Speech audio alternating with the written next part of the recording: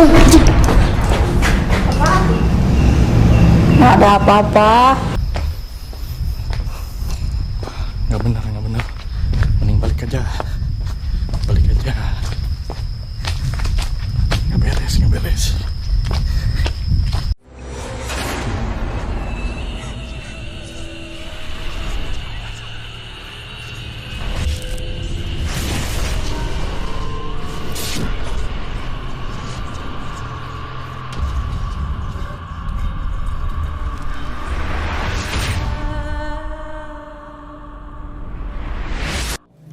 Oke teman-teman, selamat datang di Melawan Mitos. Kali ini kita di part 4 episode rumah sakit jiwa yang terbengkalai. Dan di video ini kami akan menceritakan dari awal mula kita perencanaan konten ke sana, terus kejadian di luar nalar yang terjadi di sana, yang terjadi di belakang kamera itu banyak sekali kejanggalan. Lalu juga efek setelah di rumah yang dirasakan saya dan Kang Ferdi. Lalu mungkin yang paling ditunggu-tunggu, kenapa sih rumah sakit itu bisa seangker itu? Apa yang terjadi di masa lalu di rumah sakit itu? Langsung aja kita mulai videonya. Inilah ceritanya. Ini semula berawal dari obrolan saya dan Kang Ferdi, bro. Untuk mencari tempat di mana lagi sih yang ada interaksi gitu kan. Karena sejauh ini baru di rumah sakit Subang yang benar-benar horor nih, bro. Iya, betul. Nah, memang saya juga paham banyak dari kalian yang ingin kita ke tempat-tempat yang terkenal ya, bro. Lawang Sewu, Arjawinangun, Ya, kelas Roban. Salah. Rumah sakit Tayu. Itu juga pasti kita akan ke sana. Cuman kami berpikirnya kita menghabiskan dulu yang dekat. Nah, lalu kita di situ saling berdiskusi dan searching di Google juga ya. Iya.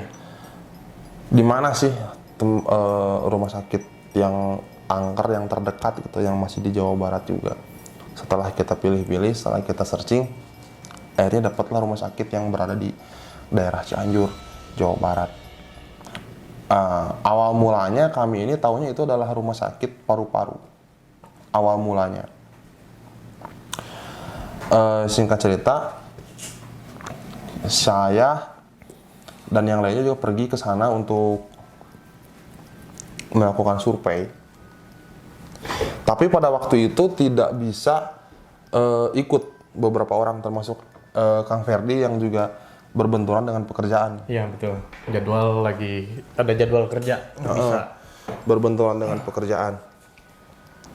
Makanya pada waktu itu saya putuskan yang ikut itu saya, Om Apoy, dan Eva, istri saya gitu kan. Mungkin teman-teman juga nanya, istrinya kan sering diganggu, kenapa dibawa ke sana?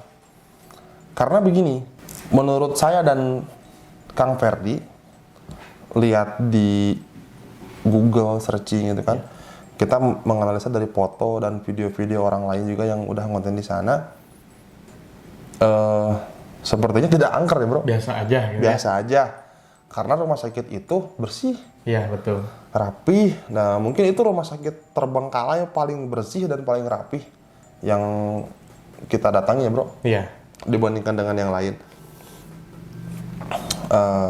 Makanya istri saya ajak. Karena kita ke sana untuk survei dan ngurus perizinan. Ditambah saya akan bikin explore sore menjelang maghrib. Tadinya rencana awal itu. Lalu pergilah kami bertiga ke daerah Cianjur. Ternyata pas sampai sana itu malah habis maghrib, bukan sebelum maghrib. Macet. Macet, pasti. Jadi Daerah Cipanas itu macet. Rencana semula yang memang sudah direncanakan itu malah jadi berantakan kan. Lokasi rumah sakit itu berdempetan dengan pom bensin. Saya dan Om Apoy memutuskan untuk berhenti dulu di pom bensin sebelum masuk ke kawasan rumah sakit. Karena kami ingin ke toilet dulu dan ingin sedikit beristirahat lah di pom bensin itu. Setelah mobil diparkir, setelah kami beres istirahat dan sebagainya, saya dan Om Apoy berjalan kaki ke dalam rumah sakit itu. Jadi mobil parkir di pom bensin dan istri nunggu di dalam mobil sendirian. Kami masuk ke rumah sakit itu. Nah, ini yang bikin kita kaget bro, pas saya masuk dengan Om Apoy itu. Pas awal. Pas masuk gerbang, di situ udah mulai berasa hawa-hawa keangkerannya. Saya dan Om Apoy langsung bilang pas lagi jalan kaki berdua, anjing Om, kayaknya beneran angker.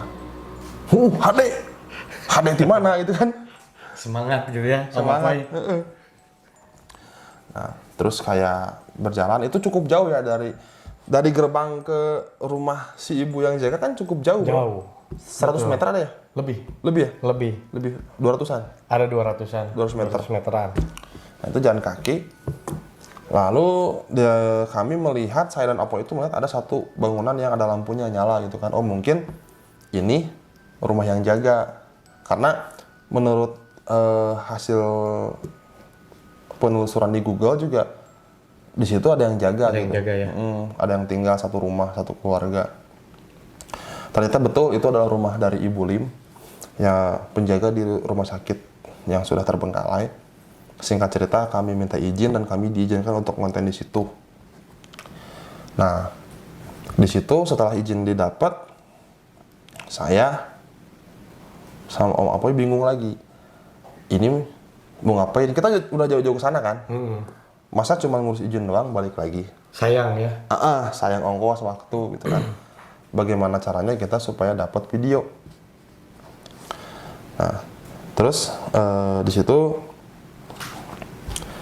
saya dan Om Apoy memutuskan untuk bikin interview berjalan, gitu kan? Jadi nginterview si ibu nih sambil si ibu kan yang tahu bro. Ya, hafal tempat. Di mana yang angker, di mana siapa ada penampakan. Makanya kita interview nih bu sambil nunjukin di mana aja. Udah deal rencana seperti itu. Nah ini teman-teman Kang Ferry juga masalah ini belum tahu karena nggak ikut ya bro. Nggak ikut. Nah setelah itu saya dan Om Apoy kembali ke pom bensin bawa mobil untuk masuk ke rumah sakit. Nah ini di sini ada perdebatan lagi antara saya dan istri. Karena gini, untuk melakukan interview itu kan bagusnya dua kamera, dua angle kan? Iya betul, 2 kamera minimal. Nah, kalau Om Apoy aja kan jelek tuh. Kurang. Om Apoy aja megang kamera jelek. Mau nggak mau istri harus ikut tuh. Iya. Nah, dia agak ada penolakan. Kan tadinya aku cuma ikut aja, cuma mau nemenin aja, kenapa jadi kameramen? Atau gimana ini kalau kata bahasa Sunda mah wayahna jadi kameramen dadakan. Akhirnya dia mau jadi kameramen dadakan. Dimulailah interview saya dan Ibu Lim. Nah, pas baru masuk ruangan pertama itu, saya kan nanya ke si ibu bro, bu, kamar mayat sebelah mana? Si ibu bilang, kamar mayat yang asli mah udah runtuh, karena udah bangunan tua kan, lapuk, bangunan zaman Belanda. Tapi di sini juga ada kamar mayat sementara. Kamar mayat sementara ya? Ruangan yang ente pertama masukin itu. Betul. Itu tuh kan ruangan rawat inap. Masuk udah merinding bro. Sarua. Itu kan ruangan rawat inap. Di ujung itu kan ada ruangan kecil. Iya. Nah itu tuh kamar mayat sementara. Nah pas ngedengar kamar mayat itu udah, waduh. Gimana ya? Jadi di rumah sakit Subang itu memang menyeramkan. Tapi ketika mendengar kamar mayat ya seremnya tuh seremnya biasa aja gitu bro, masih bisa ditahan. Tapi ketika di situ, wah kok horor banget gitu kan? Nah, di situ Apoy yang pegang kamera coba masuk ke kamar mayat, sementara itu yang di ujung. Terus kan dia bilang, bro, HD mantap kamar mayatnya. Goblok, mantap di mana juga. Semangat dia. Semangat. Ada Apoy apa ya, ngerasa ada aura gaib yang lumayan kuat itu di situ. Nah, pas di sini agak mulai terjadi gangguan-gangguan, di mana belakang lutut saya yang sebelah kanan itu terasa kesemutan. Aneh banget bro, karena aneh gitu, kesemutan kok di lutut tapi di belakang. Baru kayak gitu ya? Baru. Terus ketika saya lagi membelakangi ruangan itu kan rumah pertama itu kan ada ruangan. Nah, ruangan yang saya masukin kan yang kiri dulu. Nah, saya berarti membelakangi ruangan yang kanan dong. Iya. Ruangan yang kanan. Pas di dekat pintu. Itu bukan ngedengar ya, kayak ngerasa ada yang bolak-balik lewat, bro. Makanya pas di video itu saya bilang, sabar dulu, kita baru mulai. Jangan nunjukin dulu interaksi gitu kan, kita baru mulai nih. Nah, sudah itu saya masuk ke ruangan yang kanan. Nah, di ruangan yang kanan ini agak semakin aneh. Belakang lutut yang tadinya sebelah kanan aja yang kesemutan, jadi dua-duanya di situ. Dua-duanya kesemutan? Dua-duanya. Karena saya kan nanya ke si ibu, Bu, ini kenapa ya jadi kesemutan dua-duanya ya? Nah, karena si ibunya takut kenapa-napa, yaudah tuh, keluar aja dulu. Keluar dari situ ya? Buru-buru kita keluar dari situ. Nah, pas keluar itu kan pas pas adzan Isya, Pak. Terus kita diam dulu kan karena adzan gitu. Adzan Isya. Padahal masih belum terlalu malam ya? Belum. Cuman interaksinya udah edan ya?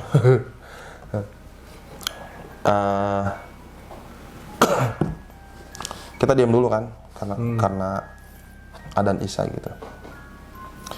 Terus kita ingin melanjutkan ke ruangan ke rumah yang bukan rumah ya, bangunan yang sebelahnya itu nggak bisa kan karena udah hancur kan, ambruk ya.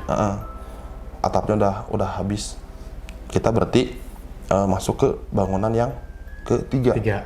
Nah, bangunan yang ketiga ini agak janggal juga. Kenapa cuma di bangunan yang ketiga ini ada lampu di depannya? Iya, betul. Benar kan? Bangunan pertama, kedua nggak ada. Nggak ada. Yang ketiga ada lampu di depannya. Ada lampunya. Terus di situ si ibu menceritakan katanya di situ suka ada anak kecil nongkrong. Mungkin karena sering ada penampakan seperti itu, dikasih lampu mungkin. Dinyalain ya? Mungkin. Terus saya tanya, Bu, kita masuknya lewat mana? Paling lewat belakang kalau yang ini, itu pun kalau enggak dikunci. Nah, ini jadi bingung juga kan? Pak, dikunci. Dikunci ya. Kenapa ruangan kosong dikunci? Ya. Ya kan, Bro? Padahal yang lainnya nggak dikunci ya? Nggak ada yang dikunci yang lainnya. Kenapa dikunci dan tidak ada barang berharga di ruangan kosong itu kan? Iya. Nah, di situ kan pikiran udah kemana-mana kan? Mungkin ada sesuatu yang apa ya? Tidak boleh kita ke situ. Nggak boleh ada yang masuk. Nah, pas masuk ke ruangan yang ketiga itu, bangunan yang ketiga itu saya kan ngeliat WC.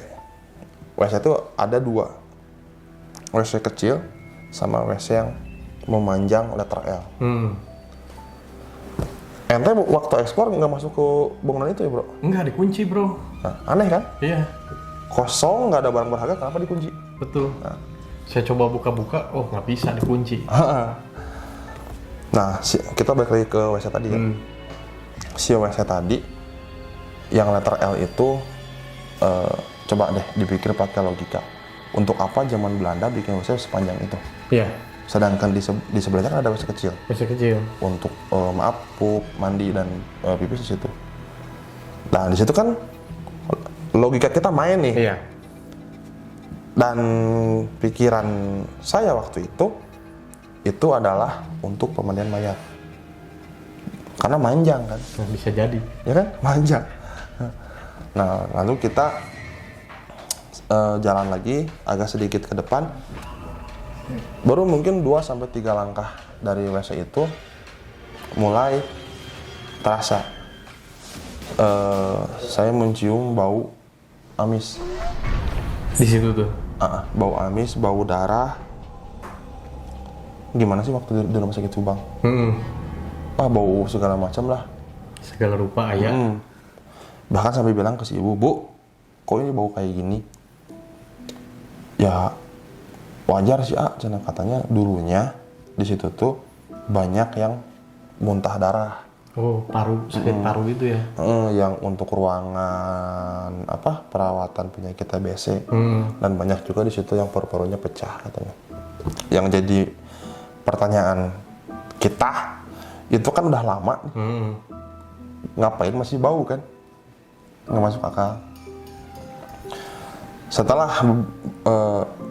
beberapa saat dari situ, mulai kerasa lagi nih.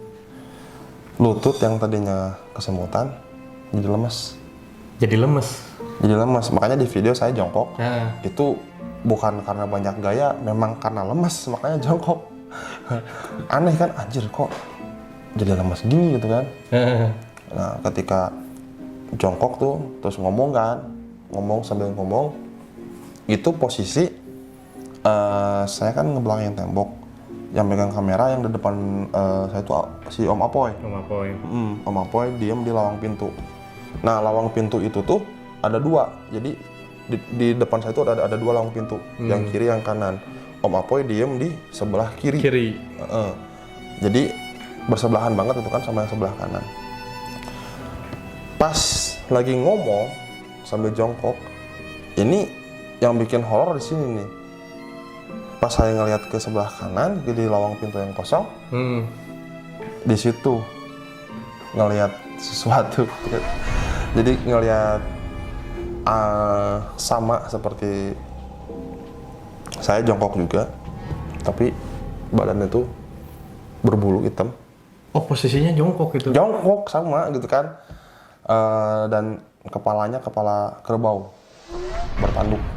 Makanya pas begitu ngeliat kan kaget, loncat kan, lutut yang tadinya lemes jadi bisa loncat. Gitu. Kaget gitu kan. Saking kagetnya itu. Nah, setelah itu karena kaget dan shock, ngeliat-liat nggak ada.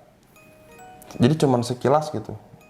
Dan Om Apoy pun pas seudah dari situ ya, pas di perjalanan cerita, pas lagi megang kamera pun tangannya kayak ada yang digoyang-goyang gitu. Makanya kelihatan kamera agak bergoyang sedikit pas saya lagi ngomong. Nah, terus setelah itu kan, itu baru bangunan kedua berarti ya, bangunan kedua. Itu kan masih banyak, Bro. Iya. Karena situasi yang sudah tidak kondusif, makanya kami putuskan untuk udah deh gitu kan. Karena begini, bisa aja itu dilanjutkan sampai ke habis ruangan. Cuman yang jadi masalah, bangunan yang kedua aja ini udah lemas lutut gitu kan. Takutnya kalau diterusin sampai beres, lemas badan-badan. Siapa yang mau bawa mobil gitu kan. Iya, betul. Om Apoy memang bisa bawa mobil. Tapi kan sama-sama bolor matanya. Labun ya, bahaya. Malah jadi bunuh diri. Wah, kacau ini. Trotoar mau digiles. Makanya saya dan tim memutuskan untuk mundur dulu, nunggu recovery, dan nanti kita akan balik lagi ke situ, nunggu situasi sudah kondusif. Nah, kami pulang, izin ke si ibu, dan bilang, Bu, hari ini udah aja, karena udah nggak kondusif, mungkin nanti kami akan balik lagi ke sini dengan tim yang baru gitu kan. Termasuk nungguin ente juga. Yeah. Ente kan karena sibuk jadi nggak ikut kan. Ya. Lalu kita pulang, nah di jalan ini masih terasa nih si lutut itu masih lemes gitu kan. Tapi alhamdulillah nyampe rumah. Alhamdulillah selamat ya. Selamat. Cuman ada beberapa kejanggalan nih nyampe rumah. ada Diikutin. ada efeknya bro. Pas nyampe rumah itu kan sekitar jam 12:30 malam ya. Saya udah bersih segala macam. Pas jam 2 itu istri udah tidur, saya nggak bisa tidur. Saya nggak bisa tidur. Masih kebayang-bayang yang di sana. Hah? Anjing, siluman kerbau ya. Jadi gimana ya untuk makhluk gaib yang sudah banyak nongol di TV gitu kan? Pocong, kuntilanak segala macam. Itu kan sering kita jumpai ya. Ya. Makanya udah nggak aneh lah gitu kan. Nah ini kan sesuatu yang baru. Yang ini yang menakutkan menurut kami itu penampakan yang tidak umum. Iya. Nah ini baru kita kaget dengan yang seperti ini. Sebetulnya sih. Makanya kebayang-bayang. Itu pas jam 2:30 mungkin. Saya mendengar ada kayak bunyi kotak gitu kan. Itu kan posisi kamar kami itu kan di lantai 2 bro. Iya. Kamar saya dan istri itu di lantai 2. Dan itu dekat tangga kan. Saya ngeliat di dekat tangga itu ada yang bunyi gitu kan. Bukan ngeliat, ngedenger kertak-kertak. Karena penasaran dan bercampur deg-degan juga gitu kan. Apa itu anjing gitu kan. Kok bunyi jam segini kertak-kertak. Saya coba keluar kamar. Nah, pas saya lihat ke bawah, jadi dari pintu kamar itu bisa lihat ke bawah tangga gitu langsung. Karena cuman kehalangin pagar besi doang. Pas dilihat, anjing siluman kerbau yang tadi lagi gini. Ngikutin. Ngeliatin ke atas kan. Karena kaget, mundur kan ke belakang. Saya kan kaget, mundur ke belakang, hampir setengah jatuh lah gitu kan. Pas lihat itu anjing gitu kan, kaget kan. Nah pas dilihat lagi, udah nggak ada. Gitu. Nah dicari-cari nggak ada tuh, turun ke bawah, di senterin nggak ada. Kemana anjing, berani banget kan? Datang. Ikutin sampai ke rumah. Nah sampai dari situ nggak bisa tidur tuh, sampai adzan subuh nggak tidur. Nggak bisa tidur. Dan setelah kejadian itu saya sakit 2 hari. Saya sakit 2 hari dan juga istri juga ternyata pas bangun tuh badannya lemas semua. Nah karena situasi yang tidak kondusif, makanya kenapa part 2-nya ada jarak yang cukup jauh gitu. Iya, betul. Part 1 dengan part 2. Karena situasinya sudah tidak kondusif. Jadi situasinya saya sedang recovery dulu dan menyiapkan fisik dan mental untuk balik lagi ke sana bikin part 2 dan part 3. Kita untuk mengisi kekosongan makanya diselipin lah video di Sumedang, Cadas Pangeran gitu kan, supaya tidak ada gap terlalu jauh di video itu, sambil kita ngumpulin mental untuk kesana lagi gitu kan. Nah singkat cerita, mental udah membaik, fisik udah oke, saya berangkat lagi sama tim ke sana gitu, untuk bikin part 2 dan part 3. Yang berangkat itu Om Apoy, saya, Kang Ferdi, dan Aris. Nah, lalu kami disingkat aja lah ya, kita nyampe aja di sana. Ceritanya. Apa yang dilakukan ketika pertama nyampe itu pasti nyiapin alat-alat dan ngambil sinematik. Iya, Nah, betul. di sini pun ada beberapa kejanggalan ya, yang lumayan horor sih, creepy gitu kan. Pas lagi nyiapin alat-alat, Aris, kita kan berempat nyiapin alat-alat udah siap, lalu kita berangkat untuk ngelihat sekeliling karena ente belum lihat kan bro? Iya, betul. Belum tahu. Saya belum track tahu gitu. tracknya. Harus menghafal, harus kemana aja nih nanti explore. Pas mau udah beres alat-alat disiapin, kita pergi kan. Ya. Yang di depan waktu itu Om Apoy dan ente. Iya, Terus Aris di belakang, nah, saya paling belakang. betul. Nah, dari depan, ingat kan si Om Apoy nanya katanya, bro, baterai kamera dibawa nggak yang cadangan gitu kan? Ya, Nah itu kan, ini takutnya habis nih karena udah dipakai dari tadi kan di jalan ngambil sinematik gitu kan. betul. Saya terus bilang kan, oh enggak yuk Om, yaudah deh diambil dulu gitu kan. Nah itu kan saya paling belakang nih. Ya, Antara saya dan Om Apoy ini ada Aris kan. iya. Nah terus saya tanya ke Aris, Riz, baterai kamera aman? Aman sih cuman senter nih ketinggalan di mobil katanya. Center nggak ke bawah. Dan itu jarak kita dari mobil itu udah cukup jauh. Udah sekitar 200 meteran ya, karena rumah sakit ini kan luas bro, 3 hektar. Ya udah Riz, gimana? Ambil center.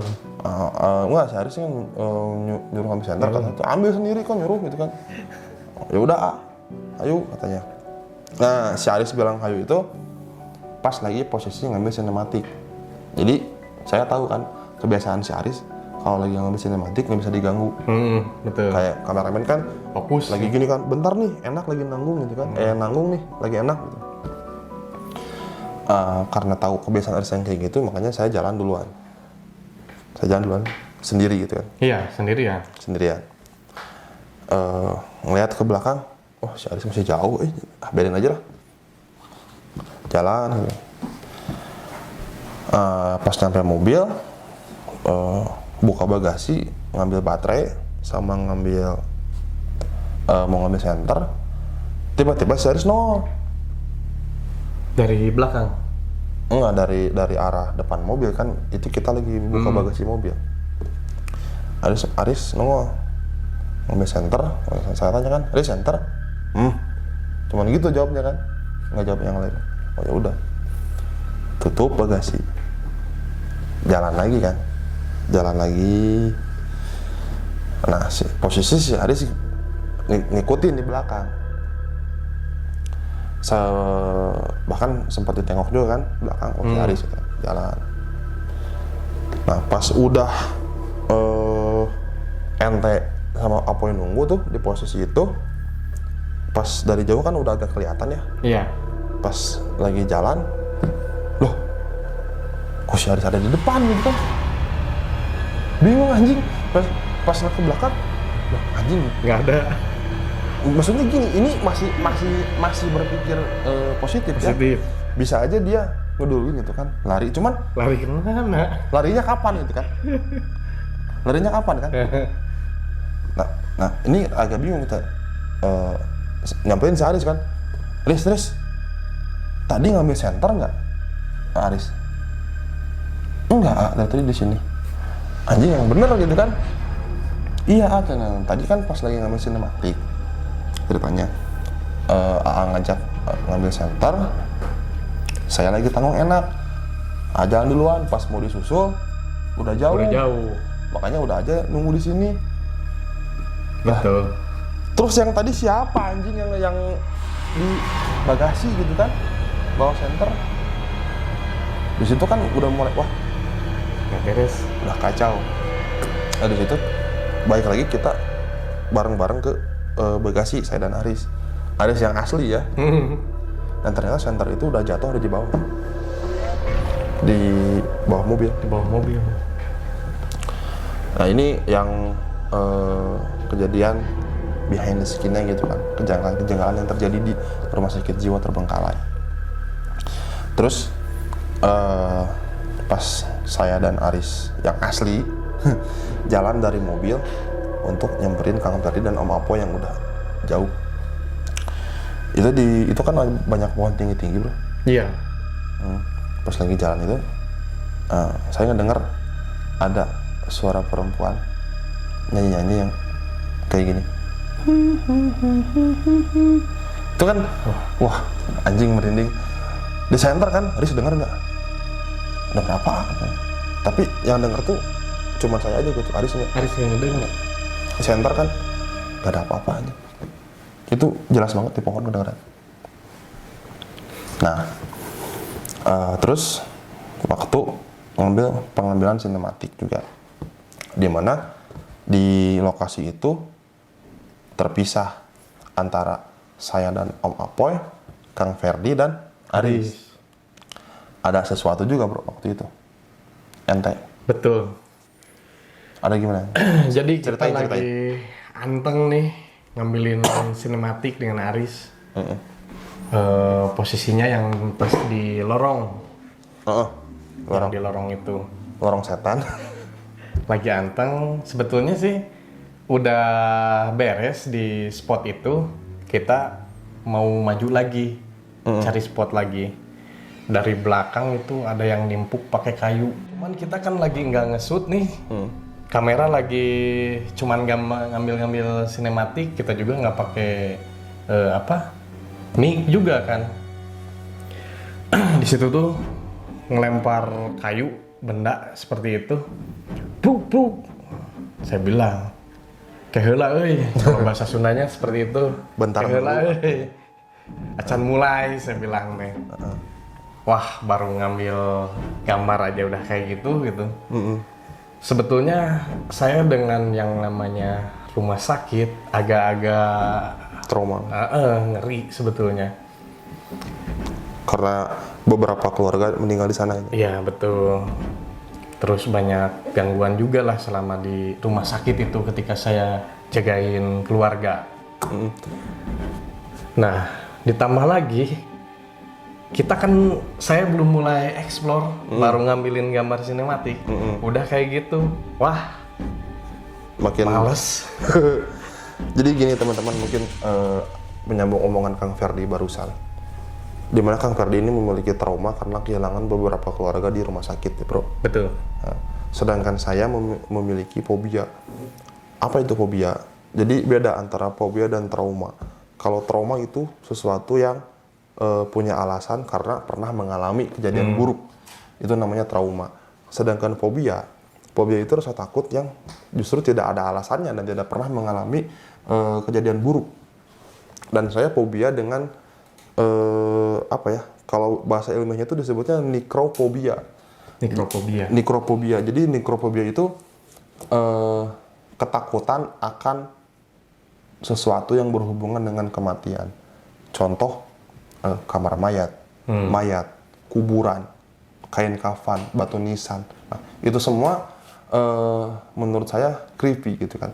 Makanya kan saya pernah bilang sama ente, mau saya dan apapun di tempat angker, ayo, asal jangan ada kuburan dan kamar mayat. Makanya ketika kita ngonten di kuburan, saya nggak pernah ada gitu ya, kan. Kecuali di Waidu gitu, karena itu kepaksa. Nah, kita nyambung lagi ke yang tadi, itu adalah kejadian di belakang kamera yang terjadi ya. Nah, terus masuklah ke waktunya Kang Ferdi untuk explore. Kang Ferdi sampai menyerah, mungkin dari teman-teman pun bertanya, kok bisa sih Kang Ferdi menyerah gitu kan? Padahal Kang Ferdi ini terkenal sangat berani ya. Dan Kang Ferdi ngeliat pocong. Kenapa sih takut sama pocong? Karena sebelumnya pun selalu nantangin pocong, dan bahkan di beberapa tempat pun ngeliat pocong langsung, bro. Iya. Cuman yang jadi pertanyaan teman-teman nih, saya mau ke teman-teman biar tahu juga, pocong seperti apa yang menakutkan untuk Kang Ferdi? Apa yang terlihat di situ? Jadi gini, dimulai dari saya awal explore ya. Dan sebetulnya dari pas saya dengan Aris ngambil sinematik, udah ada gangguan juga kan. Akhirnya tiba saya solo explore sendiri, masuk ke bangunan yang pertama. Begitu masuk, wah, udah merinding parah di situ. Sebetulnya dari situ sempet ragu juga, lanjut jangan. Cuman ada rasa penasaran juga nih. Lanjut aja gitu. Masuk ke dalam itu, Saya lihat juga yang tempat kamar mayat sementara itu, terus ada WC. Di situ nggak lama, saya langsung buru-buru Nggak keluar enak lagi. Nggak enak, Nggak sumpah nggak enak Di banget. situ nggak enak guys hawanya. Kita keluar lagi, saya tuh. Posisi waktu pas saya explore hujan gerimis. Bentar nih bro, saya mau motong dulu bro. Jadi dari luar itu kan kelihatannya kayak yang enak ya, nyaman gitu kan, asri. Tapi begitu masuk ke ruangan-ruangan, anjing horornya dapat gitu kan. Wah, ngeri. So bro, lanjut bro. Jadi kalau zaman dulu ketika ngelihat film-film horor gitu, identik hujan gerimis itu dengan Nukarar itulah. yang Apalagi seperti di itu. tempat angker kan. Kita ngelewatin, saya tuh ngelewatin bangunan kedua yang udah rubuh, nggak bisa dimasukin kan. Karena bahaya ya. Akhirnya masuk ke samping yang lorong itu. Anjing di situ tuh, aduh horor bro. Di situ makin parah, merinding. Baru kayak gitu. Coba naik ke arah yang depan, ke depan sana, ke kanan kalau ini agak naik. Di situ udah nggak enak rasa. Ketika explore itu, saya turun ke bawah, kayak ada yang ngikutin. Wah, udah mulai baru juga di situ udah kenceng banget. Ini bikin merinding ya ingat-ingat di sana. Merinding. Dari situ mau masuk bangunan yang ketiga itu dikunci, nggak bisa itu. Nah ini yang masih jadi anehnya tuh, itu kan bangunan kosong ya. Kenapa dikunci gitu kan? Tidak ada barang berharga Nggak di ada ruangan. barang-barang berharga di situ, kosong semua. Itu yang bikin saya down di ruangan itu kan bro, di bangunan itu. Ente dan apa yang nggak masuk ke situ? Nggak masuk ke situ karena itu posisinya dikunci. Kita nggak bisa masuk. Terus Dari situ tuh akhirnya saya nyebrang ke lorong ke sebelah sana, yang bangunan yang udah hancur-hancur juga sih. atapnya udah nggak ada ya? Tembok belakang ada yang udah nggak ada. Ke situ juga sebetulnya dari situ teh udah nggak enak banget. Saya ngelihat kayak ada sesosok makhluk gitu, cuman nggak jelas karena posisinya agak jauh juga, terus kan hujan gerimis juga gitu. Di situ udah nggak enak. Saya maksain nih masukin ke tiap ruangan. Di situ emang horor banget. Ketika saya masuk ke bangunan yang keberapa ya, keempat atau kelima di situ tuh. Di situ udah malas sebetulnya. Cuman rasa penasaran saya masih tinggi gitu, masih kuat. Enaun sih gitu. Meskipun Penasaran, deg-degan. Meskipun deg-degan, horor. Saya coba masuk ke situ. Di situ nggak lama deh. Saya langsung kabur. Kenapa kabur? Lihat pocong, bro. Nah maksudnya pocong seperti apa yang menakutkan untuk ente? Kalau pocong yang putih ini, itu kan udah biasa. Itu tuh kok hitam semua. Warnanya hitam. Warnanya hitam. Padahal kan di ruangan itu tuh sebetulnya nggak gelap-gelap banget. Ya itu terang. Bro. Terang. Maksudnya. Di ruangan itu terang. Jadi pas kamera saya mau balik sebetulnya, di situ wow, dari atas yang ada atap bolong itu turun keluar, cuman ngegantung, nggak sampai turun ke bawah. Gede nggak sih? 2 kali badan saya sih. Gede berarti. Gede banget. Yang miris tuh mukanya tuh naonnya, kerungnya tuh seperti yang emosi melotot. Hitam semua tuh. Hitam semua.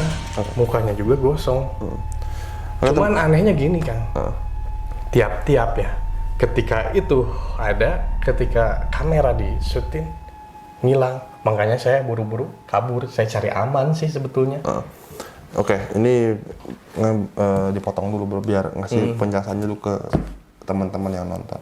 Jadi tidak semua yang menakutkan itu menampakkan diri dan terekam kamera ya. Iya, betul. Justru yang menakutkan itu kadang-kadang tidak terekam kamera dan terasa oleh orang yang explore. Pertama itu, yang kedua, di sini kami menemukan lagi makhluk gaib yang sebelumnya belum pernah kita lihat ya, Bro. Belum. Yang aneh ya, Aneh. pocong warna hitam dengan ukuran 2 kali lipat dari badan manusia. Dan itu ya menakutkan, hal yang aneh gitu. Oke, terus lanjutin lagi. Nah, sebetulnya di situ kaget iya, serem iya, pikiran campur aduk. Saya putuskan cari aman, lari. Yes. Karena yang Jump scare, bro. Turun langsung, wah. yang tanggung jawab kan saya, jadi kalau dia nggak kuat mending cari aman gitu. Betul.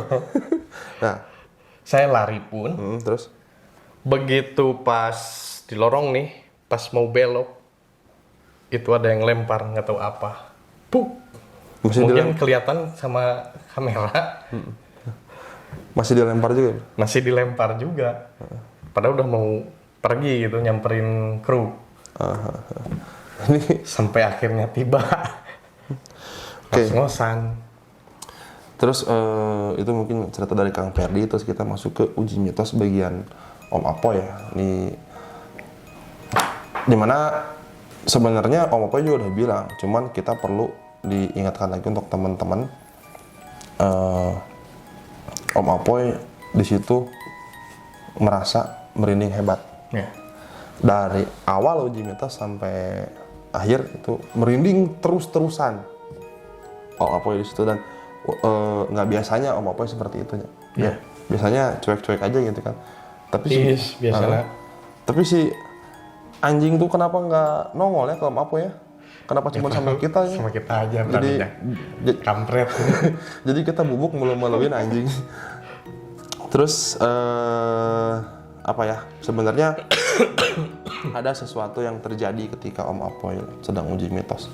Saya dan Ferdi nunggu di depan sama Aris, dan Om Apoy ini uji mitosnya tuh di sebelah kiri kami tapi jauh di ujung.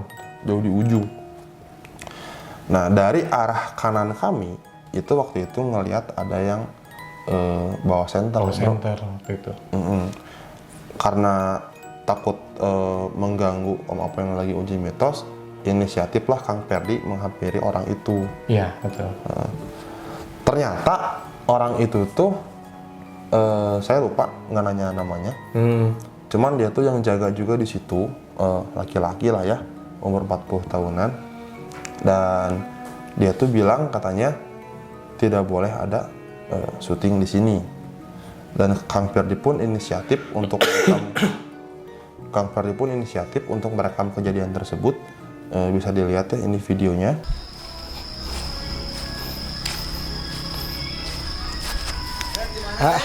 Punten, Pak. Di Bandung, Pak. Di Bandung atas izin. Atos, Pak. Ke Ibu sareng ieu nelpon enggak ke saha? Ieu teh. Kapal Seso. Iya, panginten Pak dari manajemen anu izinna gitu. Terus jadi begini, itu adalah kawasan milik TNI AU. Betul. Dan orang yang jaga di situ tuh hanya mengurus kebersihan dan apa ya, kerapihannya gitu ya. Iya. Untuk keamanan dan lain-lain itu kan dari anggota TNI. Ini terjadi miskomunikasi di mana saya sudah mendapatkan izin dari anggota yang berjaga di situ untuk bikin konten, tapi anggota TNI yang di situ mungkin lupa menyampaikan ke si bapak ini. Makanya sama si bapak ini nggak boleh konten. Ya. Makanya Om Apoy uji mitosnya tidak dilanjutkan karena takutnya jadi masalah kan, ribet bro. Betul. Takutnya kayak yang itu tuh 10 YouTuber yang dilaporkan itu. Nah itu bahaya. Dapat izin, Kita cari aman aja. Ketika dibilang jangan, ya udah kita udahan. Jangan maksa. Jangan Tapi maksain. di situ beneran Om Apoy merinding dari awal sampai beres. Nggak tumen-tumenan ya bro, nggak Ya, seperti betul. biasanya. Oke teman-teman, mungkin itu cerita di lokasi, dan sekarang kita akan masuk ke efek setelah dari sana. Mungkin yang paling parah di rasain ini oleh Kang Ferdi ya gitu ya. Gimana di rumah bro? Jadi ketika pas pulang nih, beres pulang, seperti biasa kan, ke air, ambil wudhu, bersih-bersih, ganti pakaian semua. Kayak kalau anak sama istri kan udah tidur, saya ikut tidur juga. Cuman sama bro, gak bisa tidur. Berarti kayak ingat-ingat terus ya? Kepikiran si pocong itu, Pocong hitam kan? pocong hitam. Kampret, saya baru ketemu sama makhluk kayak gitu. Sebetulnya di situ deh kepikiran juga, wah pengen ngajak lagi nih, balik lagi ke situ sama Kang Abo. Penasaran lagi gitu, pengen nyoba lagi. Tapi ada yang nampakin nggak sih di rumah ente sudah dari situ? Nggak ada sebetulnya. Nggak ada penampakan mah nggak ada ya? Penampakan mah nggak ada. Gangguannya lebih ke Cuman apa? pas mau tidur tuh ada yang lempar pasir bro ke atas genting. Serius anjing? Asli bro. Semacam Sebelum saya sakit itu dilemparin dulu pasir. efek dari sana ente sakit. Ya betul. Sakitnya? Nah ini nih sakitnya sekeluarga. Oke. Kacau itu. Ini kan saya udah tahu ceritanya ya, jadi biar Kang Ferdi yang menceritakan. Jadi malam-malam itu pulang dari Cianjur, ketika saya udah mulai mau tidur nih di kamar, di atas atap itu seperti yang apa ya, ngawurkeun pasir gitu. Lamun iya aing kan apa anjing? Kalau yang dia sakit sekeluarga saya udah tahu. Awalnya dari situ dulu masih apa ya, positive thinking, mungkin tetangga iseng gitu. Walaupun jam 2-an, mana mungkin tetangga Jam 2 subuh. jam 2 subuh. Mana mungkin tetangga ngawur-ngawur pasir juga ngapain gitu. Cuman udah deh, emang nggak ada apa-apa. Pas besok paginya kita meriang semua bro. Satu keluarga ya? Satu keluarga. Nah kan posisi itu subuh ya.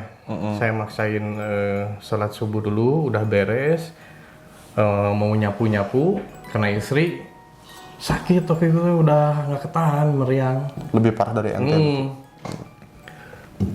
Anak ngigau terus. Ketika subuh itu. Anak dua-duanya sakit? Dua-duanya. Oke.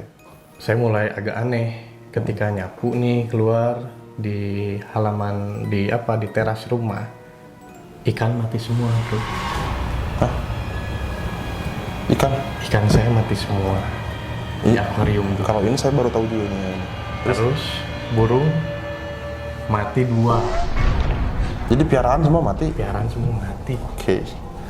Jadi ada yang dikorbankan di sini, tapi untungnya bukan manusia. Masih.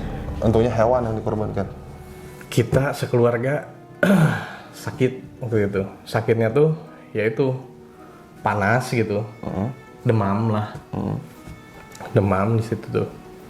Saya juga kan langsung ke dokter waktu itu dengan sekeluarga. Nah, yang bodor tuh dokternya, Pak kalau nganter anak 1 orang aja, sana jangan barengan. Saya kan berempat masuk ke ruangan. Saya bilang tuh kita semua sakit. Yang pernah sakit semua. Dicek.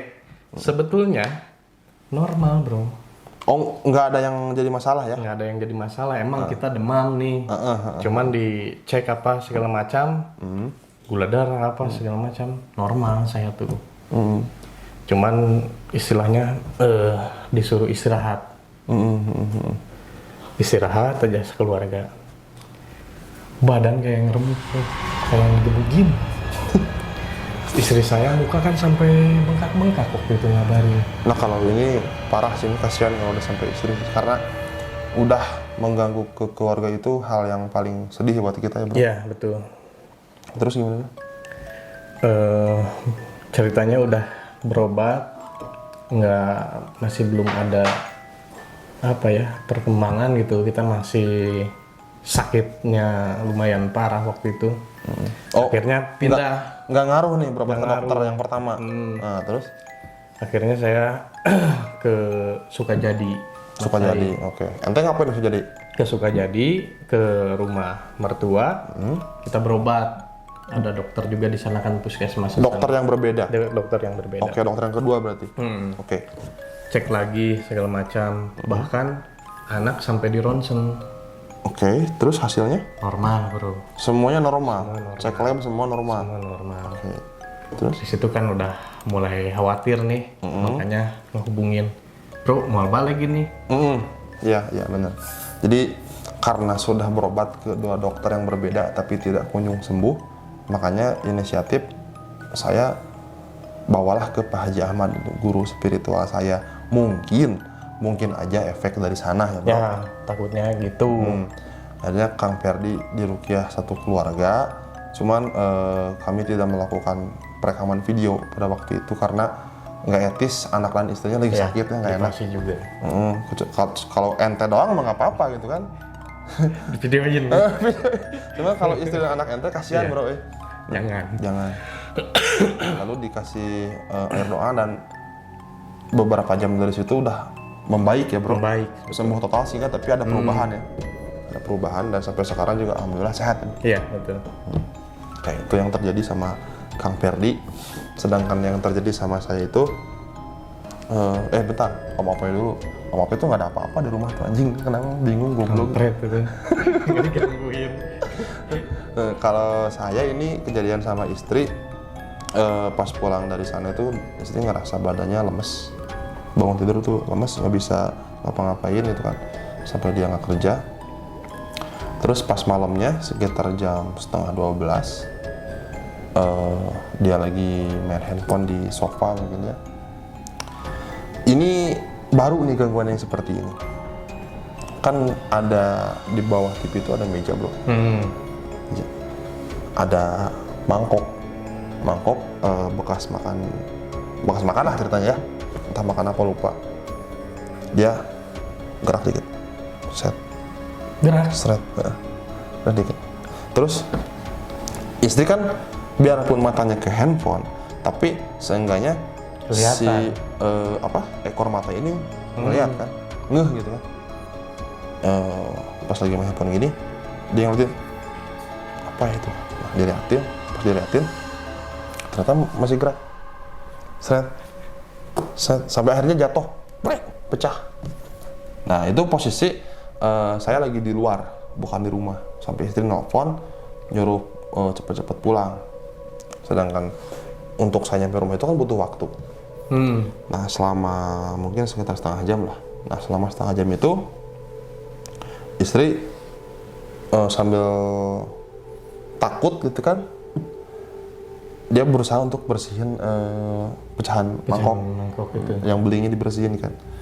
Nah, itu kan di depan TV, Bro. Iya. Posisinya. TV itu mati, nggak nyala. TV itu mati, kalau mati kan layarnya hitam ya, Bro. Nah.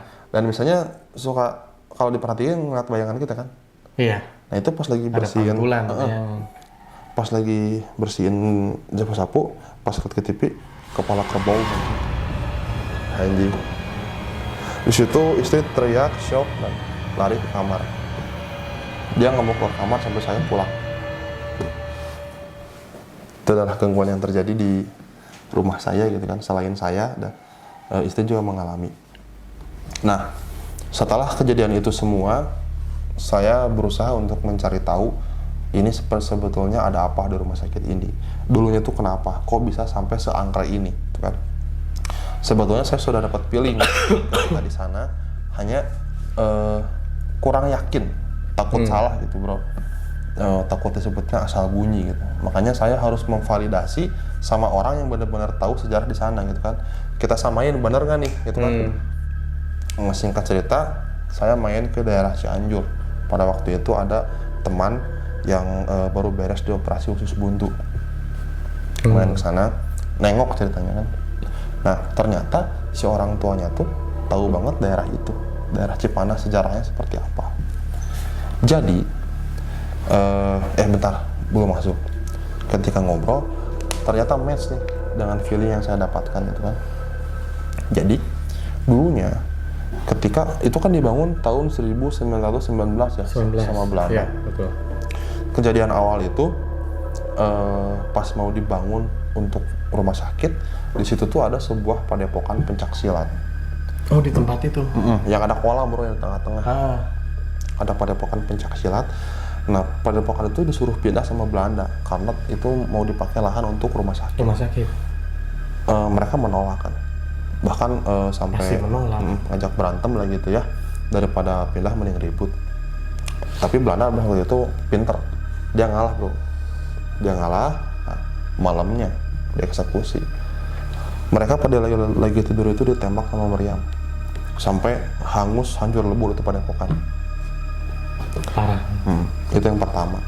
Yang kedua, ketika rumah sakit ini dibangun, ketika rumah sakit ini beroperasi, ini kan tujuannya untuk penyakit paru-paru dan gangguan orang kejiwaan. Karena begini, pada saat itu kan zaman-zaman perang. Ya. Jangan salah, pada saat zaman perang pun banyak prajurit yang terganggu kejiwaannya. Pasti itu. Karena tekanan mental Ya, kan. betul. Makanya di rumah sakit itu sebagian untuk penyakit paru-paru, sebagian untuk gangguan kejiwaan. Pada waktu itu ilmu kita belum canggih,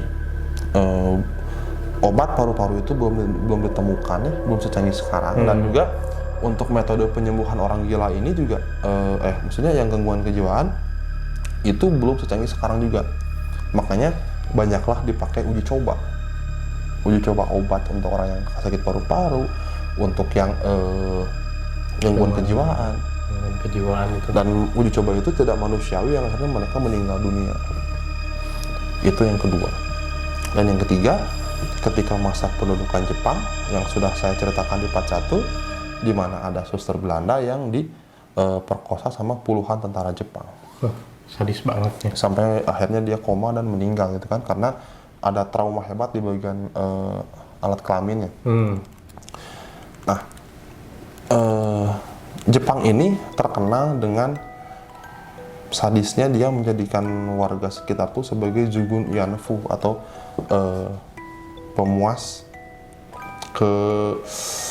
seksual nafsu tentara Jepang gitu kan. Ada 3 negara yang mengalami kejadian yang paling parah. Indonesia itu salah satunya ya, Indonesia. Ya. Yang kedua itu di China, waktu kejadian di kota Nanjing. Terus yang kedua di Korea Selatan. Jadi 3 negara ini mengalami penyiksaan dalam jenis Jugun Yanfu terparah. Bahkan pada tahun 2011 pun Mahkamah Internasional itu melakukan sidang untuk masalah ini, kejahatan Jepang di masa lalu. Dan Mahkamah Internasional itu memutuskan Jepang bersalah. Ya. Dan harus meminta maaf kepada para korban Jugun Yanfu dan memberikan santunan. Itu adalah kejahatan Jepang yang paling sadis menurut saya, adalah dari sisi seksualnya. Dan dari situ kita bisa paham sekarang kenapa rumah sakit itu sampai begitu angker. Oke, teman-teman, mungkin segitu dulu di video kali ini ya. Semuanya sudah terjawab dengan jelas. Kenapa Kang Ferdi takut, kenapa saya takut, dan yang masih belum terjawab mungkin kenapa Om Apoy nggak takut gitu. Nah itu. Itu belum pecah rekor Om Apoy. Semua sudah terjawab ya, kenapa rumah sakit itu begitu angker. Mungkin segitu aja dulu video kita kali ini. Terima kasih udah menonton. Kalau misalkan kalian suka dengan video kami, silahkan di subscribe sebagai bentuk dukungan supaya kami lebih semangat lagi bikin video ke depannya. Dan satu moto yang akan saya selalu sebutkan di setiap video, jangan ada settingan di antara kita.